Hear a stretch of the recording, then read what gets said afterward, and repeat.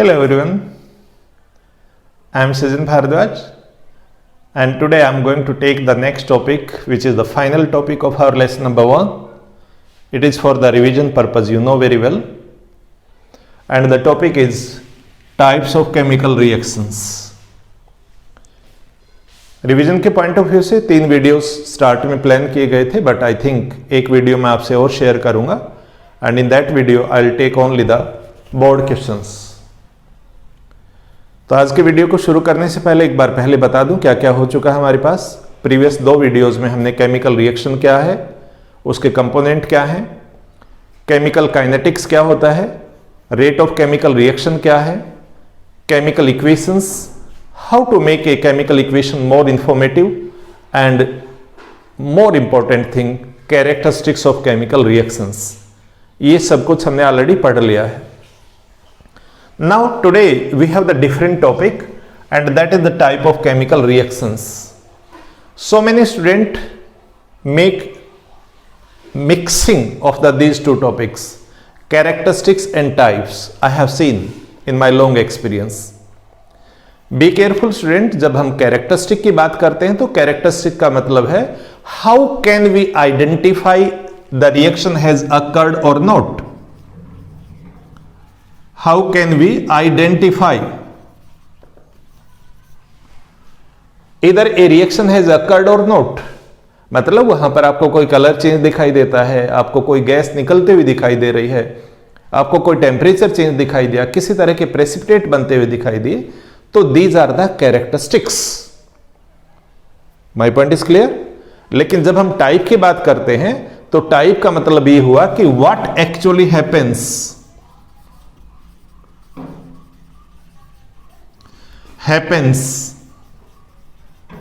To reactants, कि reactant के साथ क्या होता है, कैसे होता है, कौन सा पाथ फॉलो करते हैं, किस तरह की चीजें सामने आती हैं. That is the type of reaction. और इसी बेस पर हम रिएक्शन को 2 अलग अलग कैटेगरी में डिवाइड करने की कोशिश करते हैं. वैसे तो टाइप बहुत सारी हैं, लेकिन जब हम बात करेंगे किस पैरामीटर पर आप डिवाइड करेंगे, दैट बिकम्स मोर इंपॉर्टेंट. तो we can classify the reactions on the basis of 2 you can say parameters. First parameter है हमारे पास energy change. Energy change, that means how the energy change has occurred. Energy change.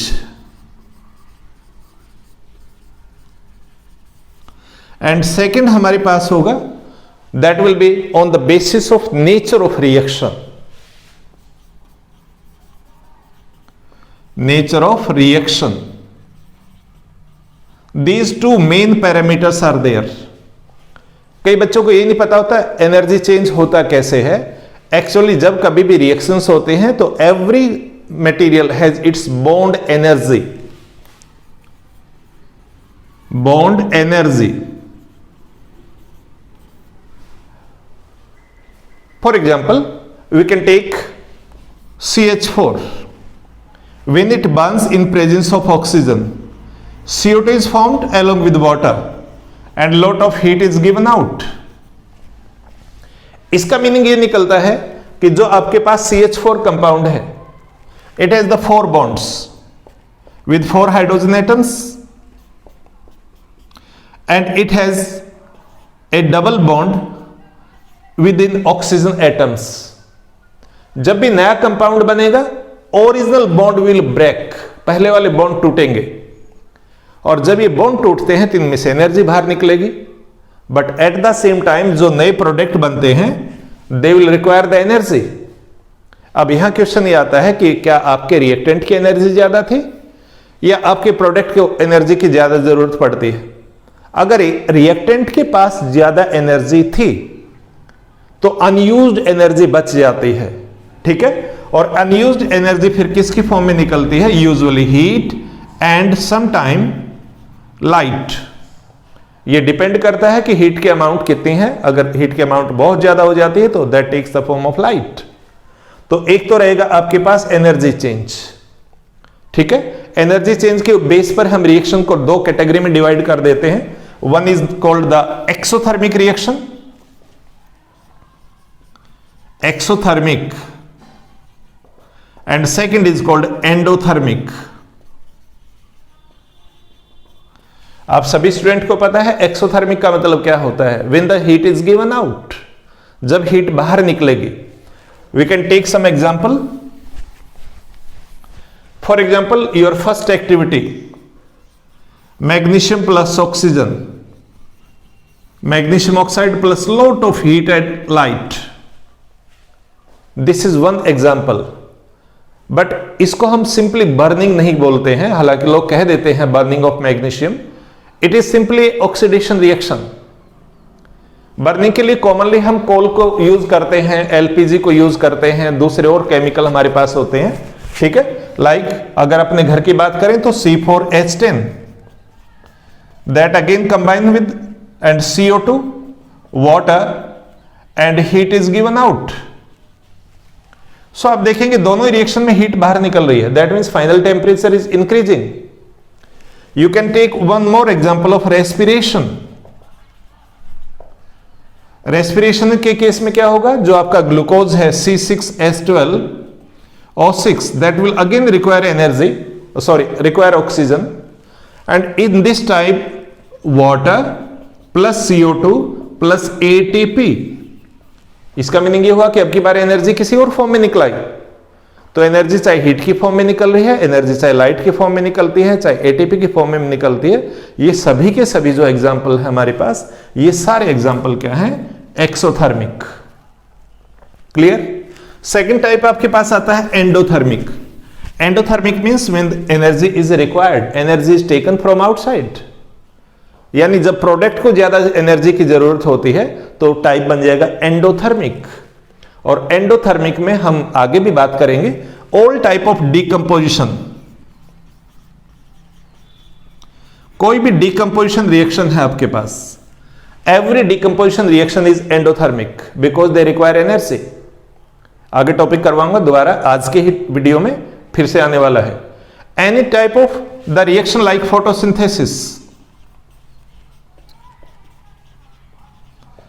That also requires energy. क्या sunlight के बिना photosynthesis होता है? नहीं ना. तो इसका मतलब यह हुआ कि उसमें भी एनर्जी की जरूरत पड़ती है. तो that is again endothermic reaction. And any type of electrolysis that also requires energy, that also required electrical energy. So ये सारे के सारे रिएक्शंस क्या हो जाएंगे आपके पास? They are all of endothermic type. तो हमने केवल एक पैरामीटर पढ़ा अभी, और वो कौन सा पैरामीटर पढ़ा? Energy change. तो एनर्जी चेंज के बेस पर हमारे पास दो टाइप के रिएक्शंस होंगे, एंडोथर्मिक एंड एक्सोथर्मिक. जो भी केमिकल रिएक्शन होता है एनर्जी चेंज मस्ट है, उसके बिना हो ही नहीं सकता. Point is clear. तो ये बात आपने ध्यान करनी है. अगली चीज जो मैं ले रहा हूं आपके लिए, that is nature of reaction. Nature of reaction.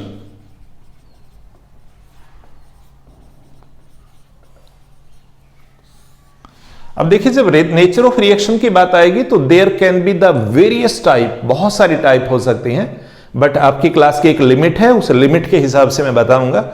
NCERT में जितना गिवन है उससे एक दो चीजें ज्यादा ही बताने की कोशिश करता हूं. Here we can have various types like combination,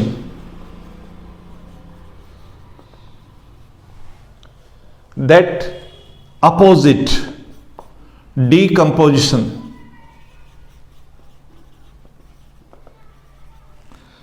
next one can be that is displacement,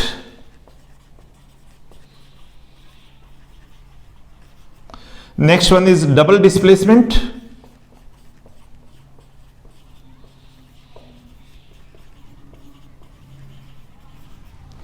एक बार इनको समझते हैं. डबल डिस्प्लेसमेंट में also be known as the ionic reaction. So combination simply a type of reaction in which the original reactant combine together to form a product.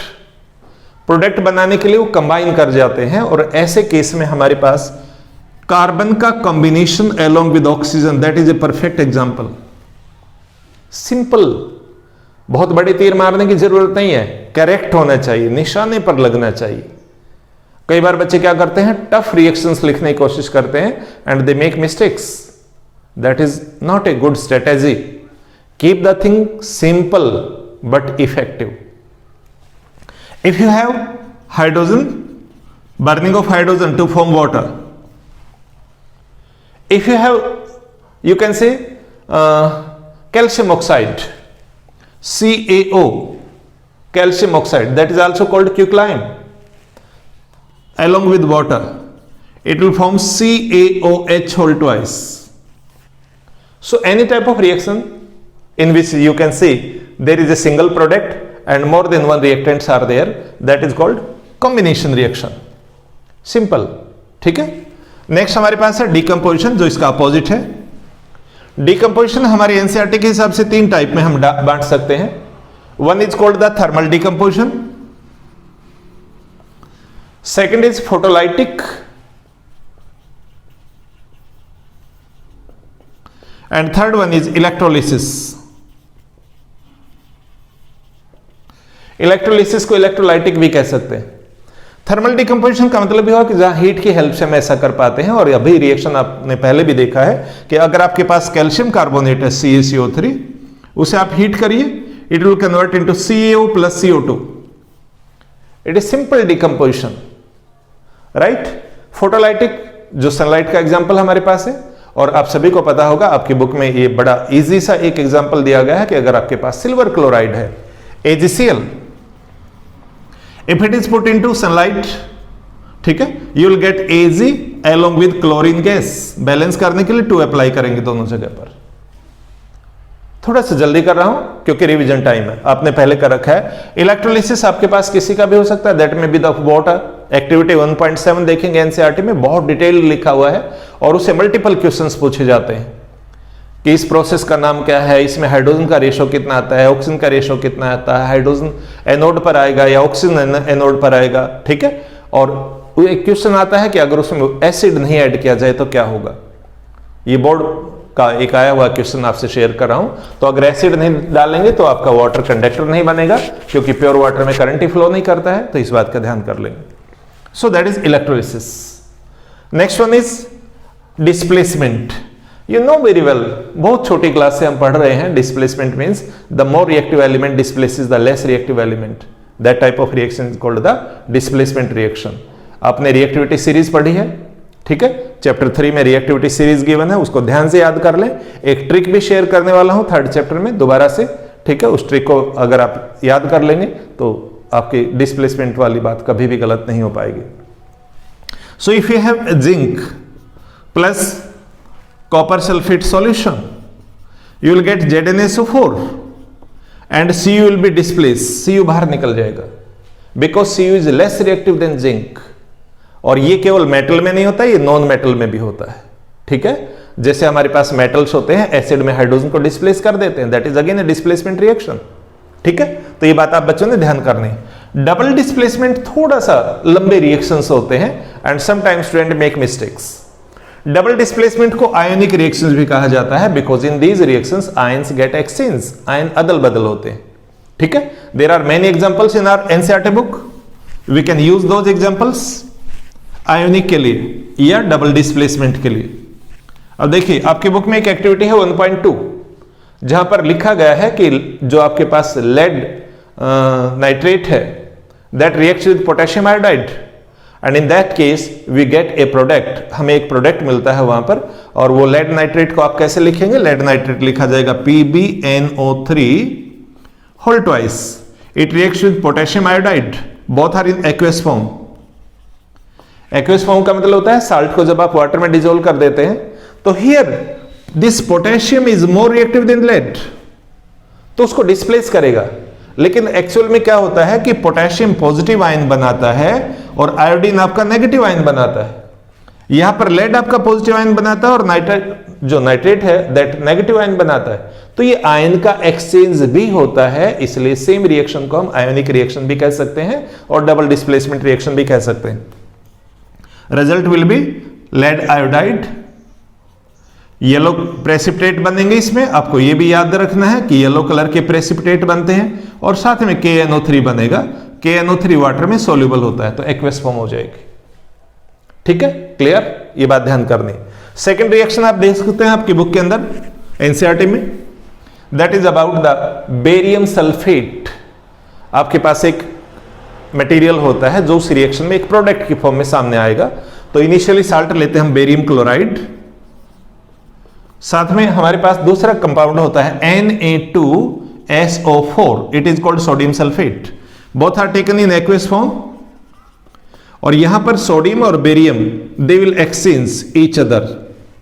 ये positive ion बनाएगा, ये negative ion बनाएगा, sorry ये भी positive ion है, ये भी positive ion है, लेकिन इनके पड़ोसी नेगेटिव आयन होते हैं। तो पॉजिटिव आयन एक दूसरे के प्लेस को चेंज करते हैं and we get as BaSO4 and it forms white precipitate along with NaCl, that is a salt which is easily soluble in water। ठीक है, ध्यान करिए। Now the next one, double displacement के बाद अगली जो हमारे पास टाइप है दैट इज न्यूट्रलाइजेशन रिएक्शन।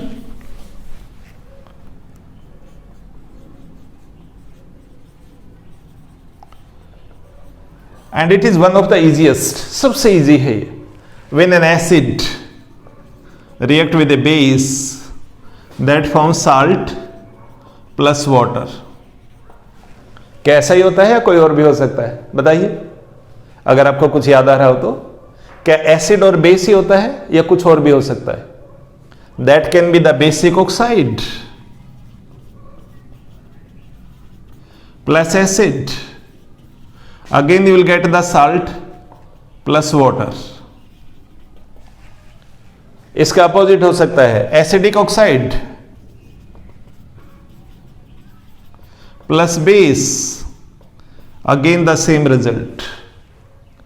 कुल मिलाकर के ये है बेटा, एक चीज एसिडिक नेचर की है, दूसरा बेसिक नेचर का है, और एसिड और बेस एक दूसरे से रिएक्ट करके एक दूसरे के इफेक्ट को, H पॉजिटिव आयन और OH नेगेटिव आयन, एसिड में H पॉजिटिव आते हैं, बेस में OH नेगेटिव आते हैं, वो एक दूसरे को न्यूट्रलाइज करके क्या बना देते हैं, वाटर बना देते हैं। और उसमें बचे हुए जो नेगेटिव और पॉजिटिव आयंस होते हैं वो आयन कंबाइन करके क्या बना देते हैं, साल्ट बना देते हैं।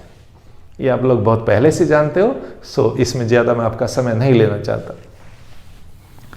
And next one that is redox reaction. ये जो रेडॉक्स रिएक्शन है ये बच्चों को बहुत परेशान करता है। एक्चुअली रेडॉक्स अपने आप में दो वर्ड से मिलकर बना हुआ है, oxidation and reduction. Oxidation and second is reduction. इन दोनों वर्ड को जब हम देखते हैं तो oxidation means gain of oxygen और loss of hydrogen, and reduction is opposite of that. इसके साथ ही इनका इलेक्ट्रॉनिक कॉन्सेप्ट भी पढ़ना जरूरी होता है कि जब भी कोई एक मेटल इलेक्ट्रॉन को लॉस्ट करता है that is called oxidation, and अगर कोई नॉन मेटल है वो इलेक्ट्रॉन को गेन करता है that is called reduction. And be careful student, in every reaction oxidation and reduction go hand to hand, they occur parallel. इसलिए उस रिएक्शन को हम जिसमें ये दोनों काम हुए हैं that is called redox reaction. हमारी बुक में कई सारे एग्जाम्पल हैं, जिसमें से सबसे कॉमन एग्जाम्पल को मैं रिपीट कर रहा हूं आपके लिए। यहां पर हीट किया जाए, ये कॉपर ऑक्साइड होता है। इनिशियली कॉपर को, इसी टॉपिक में ये लिखा हुआ है, कॉपर को जब आप ओपन एयर में गर्म करते हैं तो कॉपर का ब्लैक कलर हो जाता है। क्वेश्चन पूछा जाता है एग्जाम में ऐसा क्यों हुआ, तो असल में उस टाइम पर आपका जो कॉपर है, जैसे कॉपर ऑक्सीजन से रिएक्ट करता है it forms CuO, copper oxide, that is black in colour. यहां ये ब्लैक कलर का मटेरियल आ गया, रेड हॉट कर दिया जाए इसे, और इस पर अगर हाइड्रोजन पास करते हैं तो कॉपर की ब्राइटनेस वापस मिल जाती है, यानी आपको ब्राइट कॉपर मिलेगा along with water. So this reaction is called the redox reaction. इस रिएक्शन में 4 क्वेश्चन और बनते हैं। Which substance is reduced, which is oxidised, what is oxidising agent and what is reducing agent. मैं हमेशा ही बताता हूं कि जब भी इसका आंसर आपको चाहिए, प्रोडक्ट को देखना ही नहीं है, इधर ध्यान नहीं करना, आपके चारों क्वेश्चन का आंसर यहां पर है रिएक्टेंट में। ठीक है, दिस इज ऑक्सीडाइजिंग एजेंट जो ऑक्सीजन प्रोवाइड करेगा, हाइड्रोजन इज रेड्यूसिंग एजेंट जो दूसरे के ऑक्सीजन को खुद ले लेता है। और हमारे पास कॉपर ऑक्साइड जो होता है, क्योंकि ये ऑक्सीडाइजिंग एजेंट है, तो अल्टीमेटली इसको सिर्फ कॉपर ऑक्साइड कॉपर में रिड्यूस हो गया है, इसलिए इसका खुद का रिडक्शन हुआ। जो आपका हाइड्रोजन है वो वाटर में कन्वर्ट हो गया है, इसलिए हाइड्रोजन का क्या हो गया है, ऑक्सीडेशन हो गया है। तो ये 4 क्वेश्चन आते हैं इसमें, और सभी बच्चों को इस बात का पता होना चाहिए। एंड इस सब के बाद कुछ नई चीज, जैसा मैं कोशिश कर रहा हूं, हमारे पास कुछ और भी तरीके हो सकते हैं रिएक्शंस को स्टडी करने के। आपने वो टर्म पढ़ भी रखी है, लेकिन इस कॉन्सेप्ट में नहीं पढ़ी होंगी कि ऐसा भी हो सकता है। क्या ये रिएक्शन की टाइप भी है? यस। कार्बन के चैप्टर में आप बच्चों को मैंने ऑलरेडी पढ़ा रखा है, रिवीजन वीडियो में फिर दोबारा आएगा। एक टर्म आती है isomerism.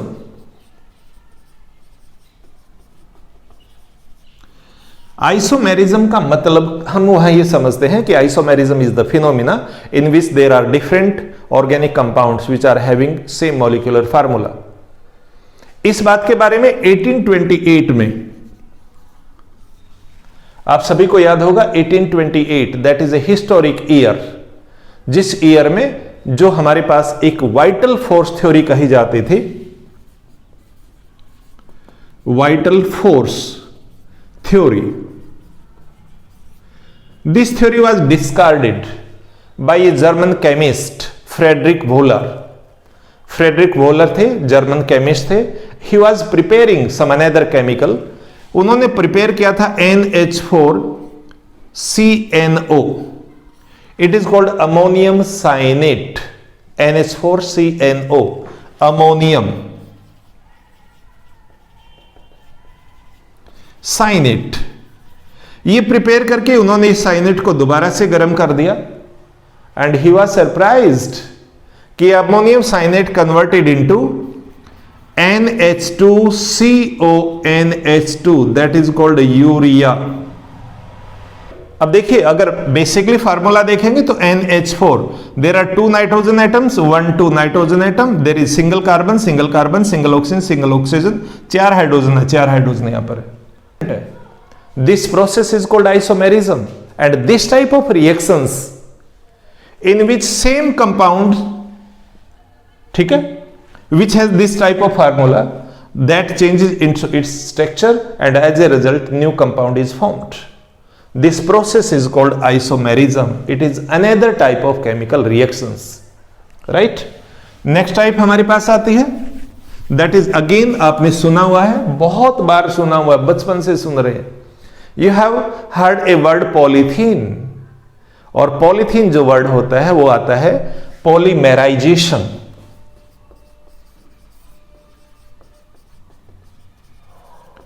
Polymerisation, that means formation of polymers with the help of monomer.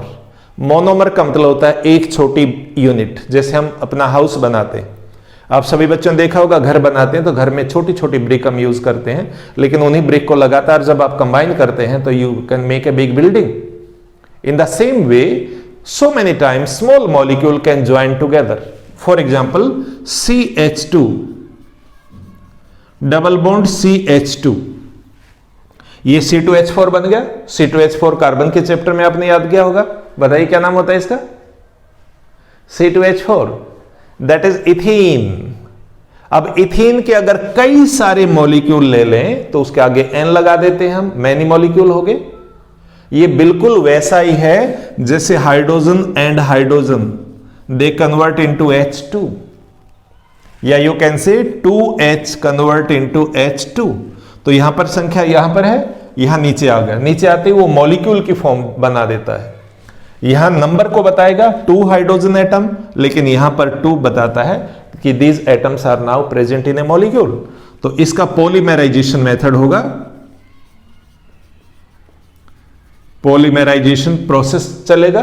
Polymerisation process में कई सारी चीजें इन्वॉल्व होती हैं, जैसे यहां पर हम हीट करते हैं इसको एक पर्टिकुलर टेम्परेचर तक, साथ में इसमें हाई प्रेशर अप्लाई किया जाता है, और थोड़ा सा इसमें ऑक्सीजन की अमाउंट भी इन्वॉल्व की जाती है, और ये आपका जो कंपाउंड होता है CH2,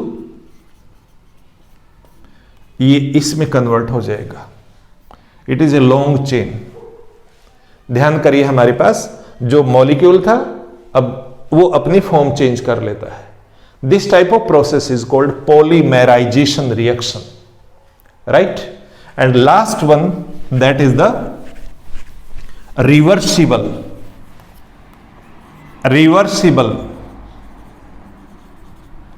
आप सभी बच्चों ने देखा है कि नॉर्मली हमारे पास केमिकल चेंजेस होते हैं, they are irreversible by nature. जैसे आपने देखा C+O2 अगर एक बार CO2 में कन्वर्ट हो जाता है, you can not convert CO2 back into carbon and oxygen. बच्चे जबरदस्ती करते हैं दूसरी बात है. कई बार देखते हैं कि कई बार जो नालायक से बच्चे होते हैं, they do it decomposition reaction में C+O2. ठीक है, ऐसा नहीं होता है. So this type of reactions जिसमें प्रोडक्ट वापस नहीं आ पाता है, they are called irreversible. But there are a certain type of reactions जिसमें आपका प्रोडक्ट एक लिमिट तक पहुंचने के बाद वापस ब्रेक होना शुरू हो जाता है रिएक्टेंट में. Such type of reactions are called reversible reactions. And a very common reaction when hydrogen reacts with iodine, it forms hydrogen iodide. It is going on in the forward direction, but क्योंकि ये break भी होना शुरू हो जाता है तो इसलिए हम इसको इस तरह लिखते हैं H2 + I2 HI. यहां पर 2 अप्लाई करेंगे आप बैलेंस करने के लिए. लेकिन आप देखिए इसका आधा एरो मार्क हमने डबल एरो मार्क यूज किया, आधा आगे की तरफ है और आधा पीछे की तरफ. Such type of reactions are called the reversible reactions. Last but not the least, a very important thing.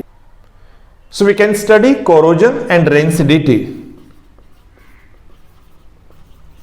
These are also two very important chemical phenomena which occur in our daily life. They can also be considered as the chemical reaction, क्योंकि दोनों ही case में usually oxygen का role होता है and it forms a new product. That is a separate topic that can be understood easily. So that is also a type of chemical reaction. So with this I have finished the various type of chemical reaction and I hope you will be able to get it. Revision है, revision में speed natural रूप से मुझे ज्यादा रखनी पड़ेगी, otherwise फिर आपकी शिकायतें आती हैं, sir videos are becoming too long. So try to get it. If you have anything which is bothering you, you can ask me again. Thank you. Stay safe, stay healthy.